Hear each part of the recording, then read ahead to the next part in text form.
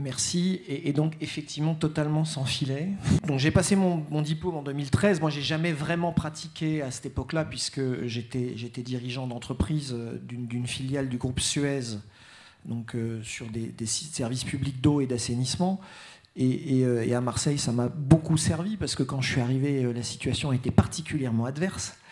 Mais je vous passe les détails. Et donc oui, quand je me suis mis à mon compte, j'ai senti le besoin et l'envie de me remettre à niveau, d'autant que, comme tu me le rappelais aussi tout à l'heure quand on s'est croisés, la réflexion a avancé, elle a progressé. Ce qu'on se disait en 2013 n'est pas aujourd'hui contredit par ce qu'on se dit aujourd'hui, mais ça a évolué. Il y a eu des nouveaux concepts, des nouvelles techniques. La matière est vivante. Ouais. Donc, du coup, ça bouge. Et effectivement, alors je ne sais pas où il est dans le coin, donc je voudrais remercier Jésus d'avoir pris le temps. Il est où, Jésus? Il est passé où? Il est là. D'avoir pris le temps de cet atelier de 2h30. Des discussions intéressantes, parfois un petit peu chaudes. On n'était pas toujours alignés, mais c'était intéressant. Et je remercie Aïcha d'avoir organisé ça, puisque c'est sur ton idée, quand je t'ai appelé, que ça a été mis en place. Et ça me permet effectivement de reprendre le contact avec cette formation. Et encore une fois, avec tout ce qui a bougé depuis 2013. Et je trouve qu'il y a beaucoup de choses qui ont bougé. Et en particulier vraiment sur la question de l'ingénierie relationnelle, qui était quelque chose qu'on abordait très peu.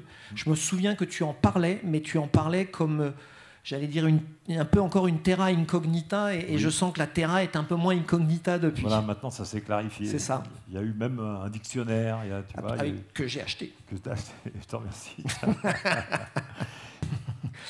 Oui, j'ai fait le choix de faire quelque chose qui me donne beaucoup de satisfaction et beaucoup de sens.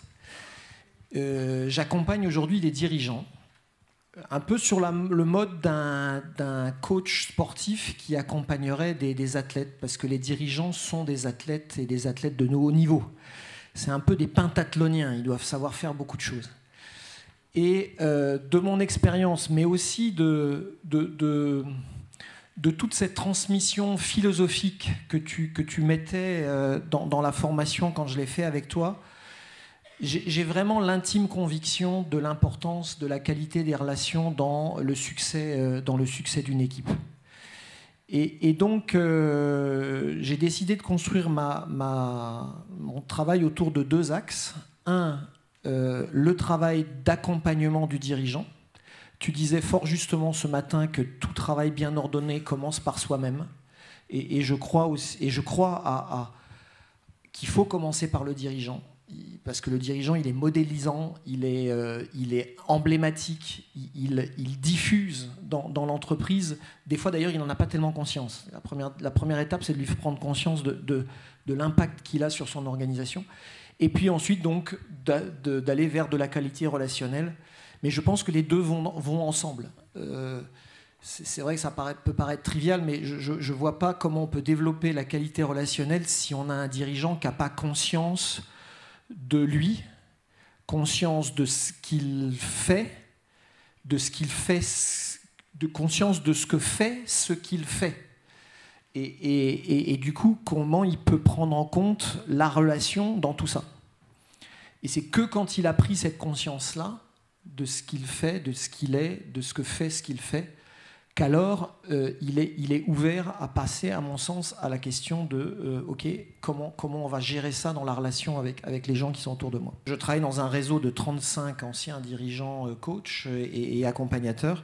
Et donc effectivement, en fonction des situations, parce qu'on peut difficilement être à la fois, à mon sens, être à la fois l'accompagnateur du dirigeant et le médiateur si jamais il y a un conflit à résoudre. Il me semble qu'il vaut mieux séparer les deux rôles, c'est plus simple. C'est pas impossible, mais c'est plus simple. Et donc, j'interviens en parallèle d'autres accompagnateurs quand le dirigeant qu'ils accompagnent sont confrontés à des questions de conflit. Et à partir de là, évidemment, on en vient à dire, OK, la prochaine fois, comment on fait pour qu'on n'ait même pas à passer par cette case-là. Donc je fais ça... encore une fois, avec beaucoup de plaisir. J'ai tendance à dire que je fais la même chose que ce que je faisais avant quand j'étais patron, sauf que maintenant je le fais avec beaucoup moins d'emmerde et beaucoup plus de plaisir.